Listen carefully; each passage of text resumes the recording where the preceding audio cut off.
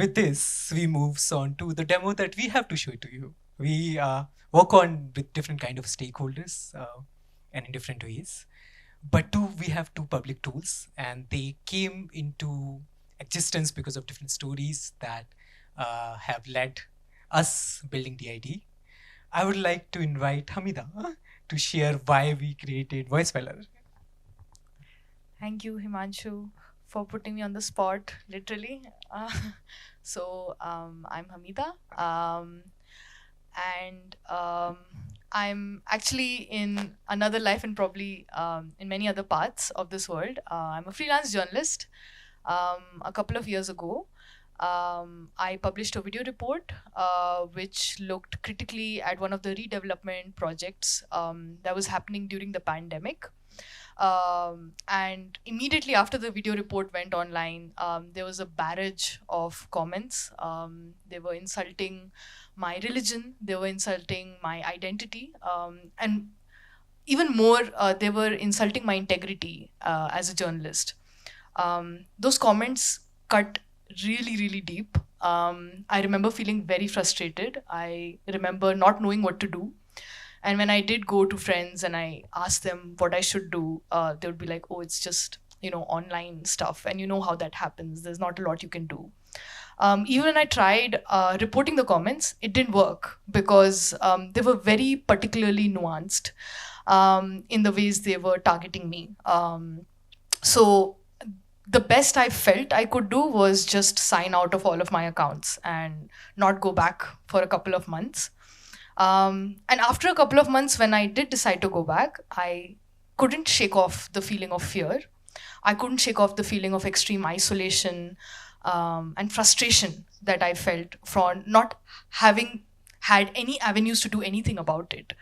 And then I realized that I'm not alone. There are many, many women, gender minorities like me, who face this kind of abuse, and it's increasing. What I experienced was a few years ago, and if you see what women and gender minorities experience now is at much, much, much larger scale than ever before. And I happened to have a conversation about it with Himanshu, and that's when we realized that there's something that needs to be done about it beyond talking and beyond shrugging our shoulders and being like, oh, nothing you can do. And that's when we realized that it's a lot about what kind of avenues can you provide to survivors like me to be able to counter these cultures of harm. And then that led to a larger conversation on how these platforms are moderated in general, which I believe Himanshu is much more qualified to answer. So that's my story. Thank you for listening. Thank you so much for sharing, Hamida.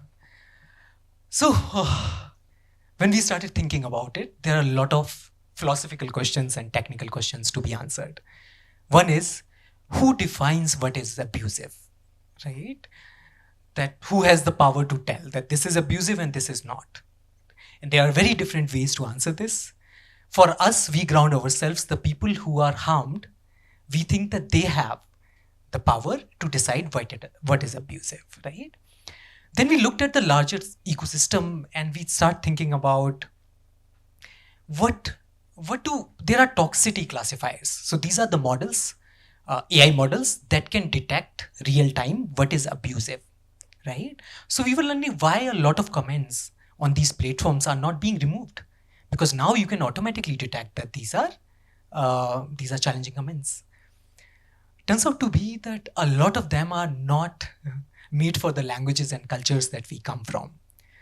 And I'm going to go a bit more deeply about it, but briefly, the entire platform is come out of this question: what agency do survivors of online gender-based violence have in systems made to prevent it?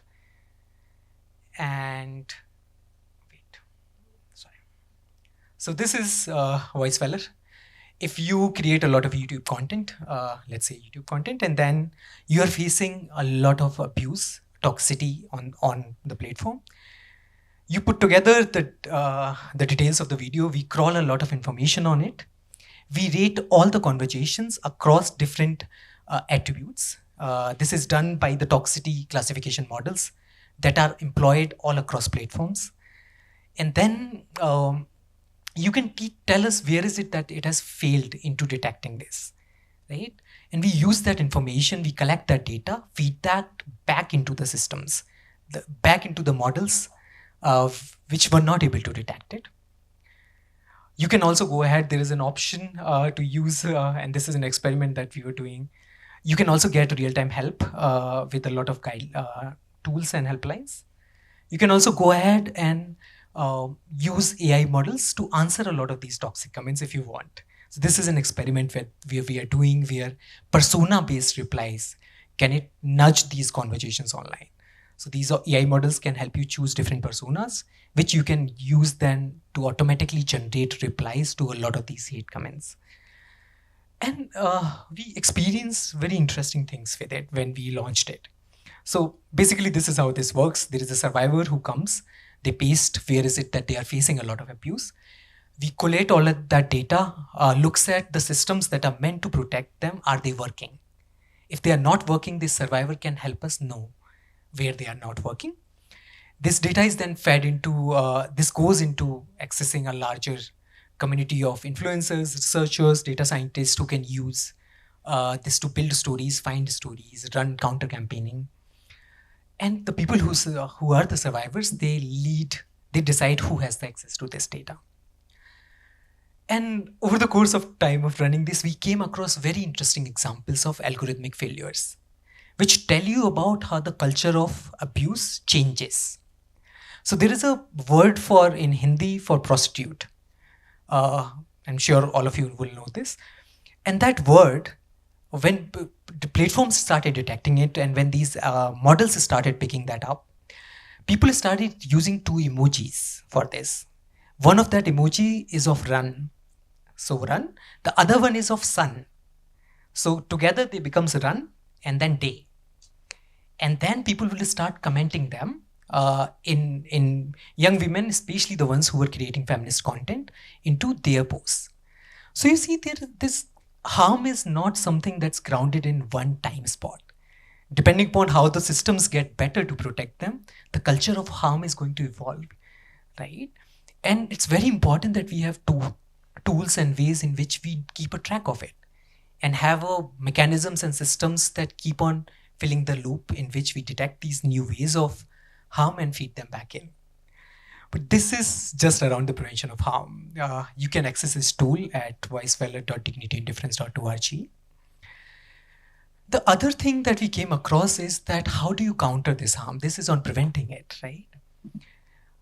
So, and we all come across a lot of fake news, people who believe in a lot of conspiracy theories, people who believe that a lot of progressive things do not exist, right? How do you talk to them? But more importantly, why should you talk to someone that you disagree with on these issues?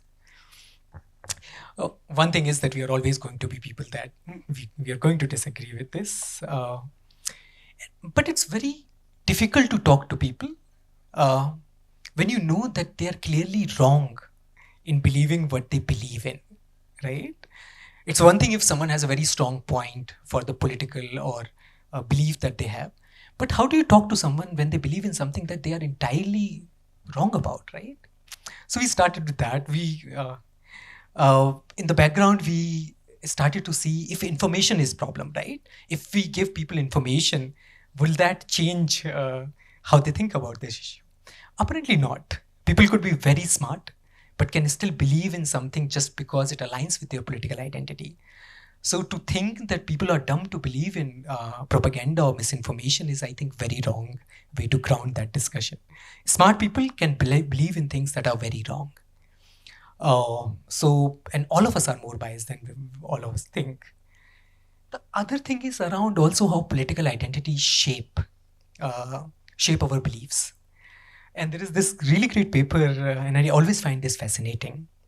When you are talking to someone from a political standpoint that is very different than their own, very often the same parts of the brain gets activated that are there in our responses to threat. So, the response is about fight, flight, fright. So you think you're talking to someone from opposite political view, but technically you're talking to someone who's trying to prevent their life from you. They think you put a knife on their throat. And it's very difficult to be able to build a bridge in that conversation. Uh, you would think that opposing views, right, breaking the echo chambers might help.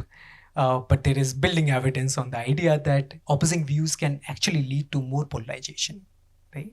So how do you work this out? And that is where we started building. There has been huge progress in computational linguistics and psychology of language to understand what makes people listen to someone when they disagree with them. And this is where our platform is a training platform. We now know there are 8 different attributes called bridging attributes that show up in when people are willing to listen to someone that they disagree with. One of them is affinity, right? Highlighting shared interest or common grounds. I'm pretty sure that I might have very different political views than a lot of people here. But there is one thing that I can always find that both of us could agree on. And focusing on that builds that start of bridge. The other one is compassion, right? Uh, it doesn't matter what people think. There is always, in some ways, we can show up that we are at least there to listen to them. Curiosity, nuance, personal stories, very great way to connect. People respond very highly to stories of harm and across partition groups, and that's an interesting insight. So we build a tool called Bunk with Kindness. It's not live yet, but you can still access this. What it does is, let's say you come across a fake news, right? And you, in a family WhatsApp group somewhere, you can type a narrative for bunking that fake news and see how likely it is to change anyone's mind, right? And you realize it's not very easy to change anyone's mind. But how do you keep on changing that narrative, and you're able to see how that is, what attributes is it that you are incorporating greatly, what are the ones that are missing, and you can do this real time. And we are hoping that it teaches people to what to do when they are faced with enormous fake news. How do you talk to someone? We could have also easily done it by putting an LLM that can do this for you. But a technology, rather than a technology do that, we think it's also a skill that we bring in our real life. We always have people around it in our communities, in our families, in which we have to talk to people that we disagree with who believe in fake news. I think learning and how to bring that to a large amount of people, that skill of talking to the other people who don't look like us, don't believe in the same things, have different identities. We think that there is a lot of potential to bring that skill to all of us. Yeah, if you're interested, so one of the quick question is, will this work? What should change for this to work? And how to take this to the scale of internet, right? I think that's always the bigger problem of the interventions. If you have any questions or suggestions.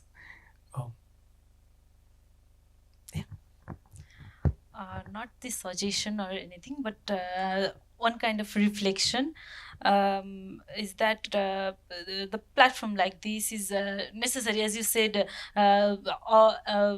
Involvement of an LLM is also possible to fetch around the news and like categorizing them, but having a human touch, having the technology facilitating most of the activities in our daily life nowadays, it is important. It is definitely important to have some human interaction here, have some even in the technological, even in the field that has the most amount of the technology involved, but there is need of the human interaction.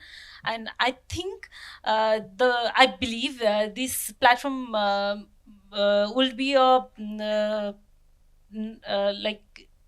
good initiative, and I believe it will work for sure. like but one question is my question to you is like is this platform like work will this platform be working in the global areas or in the South Asian platform, South Asian or some country specific only? So like I wanted to that was kind of curiosity to know from you guys. Thank you. This works across South Asia, and yes, thank you.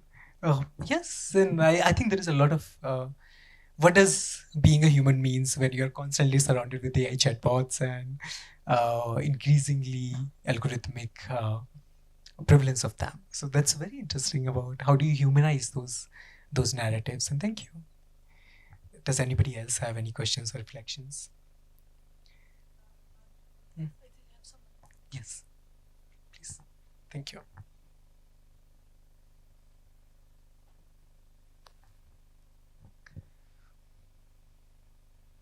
Hello. Okay.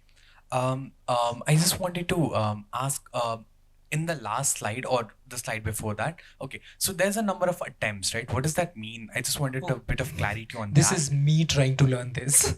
Oh, okay. I'm a very slow learner. Oh, fair. So Because it lets people see and for us to also understand how many attempts does it take for people to reach a certain level of expertise into this. And this is not a live platform so far. This is just for us to both tinker with this idea. What does it take for to ground compassion into counter speech? So with this,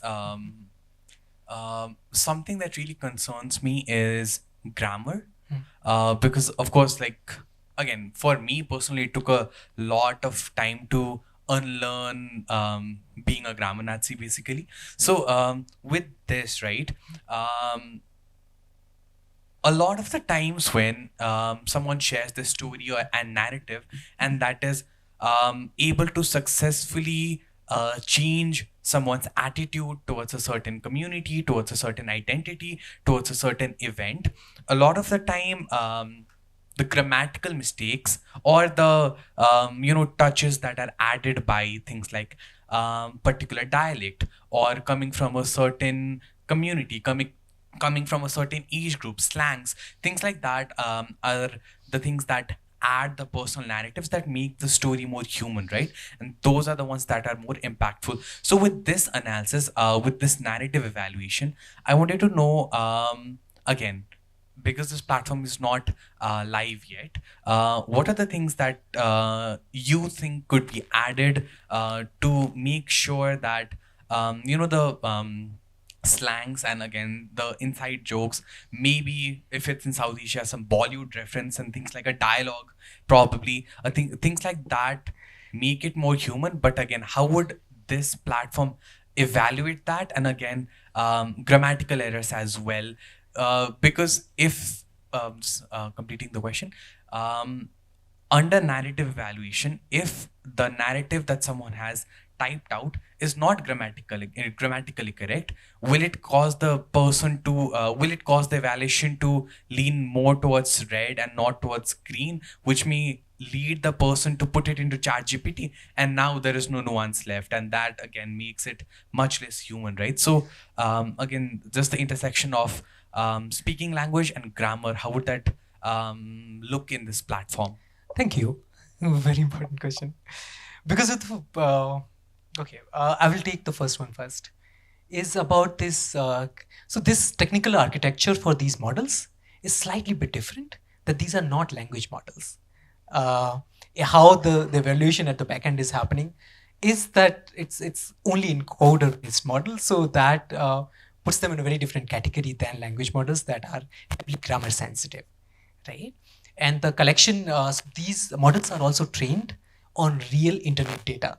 And as messy as these data sets are, they are essentially constructed by the people, right? So they have the grammatical errors and emojis and what all we consider to be there. But on the other side of, can you use LLMs to make the nuance? On the voice filler, if you see, there was an way for us to create these AI chatbots that allow you to answer toxic comments. And it's interesting how people who were survivors responded to them. Is that a lot of times people want same person would be answering to toxicity very differently depending upon how they feel. And that's interesting. I think this is a very new emerging area, and very interesting ways to think about it philosophically or practically ground ourselves into it. Thank you for asking that question. Very insightful. Thank you. I think we are on time. Do we have questions? Perfect. Thank you so much, everyone. Really appreciate all of you coming here. Once again, we are going to go head to dinner after this. That's happening in the next door. Feel free to chat with everyone.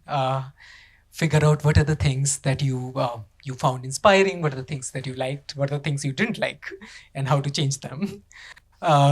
We would be very happy to facilitate any conversations that you want with you. Now I would like to invite Lena, who has put all of this together and who has been building bridges with people who would probably never see each other, bringing them together in very interesting ways. Make sure that they are in the same room. Lena, I'm very honored to invite you to close this session for us. Thank you. Wonderful. Thank you so much, Himanshu, for that last session. Thank you, Julia, and your colleague for the one on pro-social design. As we close today, I feel as though it's clear in my mind what a world could look like, where we're able to understand how toxicity is spreading online because we're using Phoenix, where we're able to know what everybody thinks because we're using deliberative tech and make decisions collaboratively, where we're able to really get our leaders to make sure that we have a system, an ecosystem that enables the kind of innovation that Tarunima and others have proven, and that we do that based on the evidence that Julia and her team have showed us really works. A lot of this depends on how much focus we put on building a world that we want with technology and not just trying to be in defense mode against the harms that we experience each and every day. So thank you for the team from Dignity and Difference. It's a real honor to have co-hosted this with you. And my last message is that if any of you online or in the room are interested in becoming a member and participating in one of the 6 hubs, please reach out. I'll put my email here in the chat, and Himanshu and Hamida can also give you the contact. It's not a huge time commitment, and it really can help us to expand the perspectives of what is possible for us to work for a better, healthier, more cohesive world. Thank you, everybody. Bon appetit. Enjoy your dinner. Namaste. Thank you.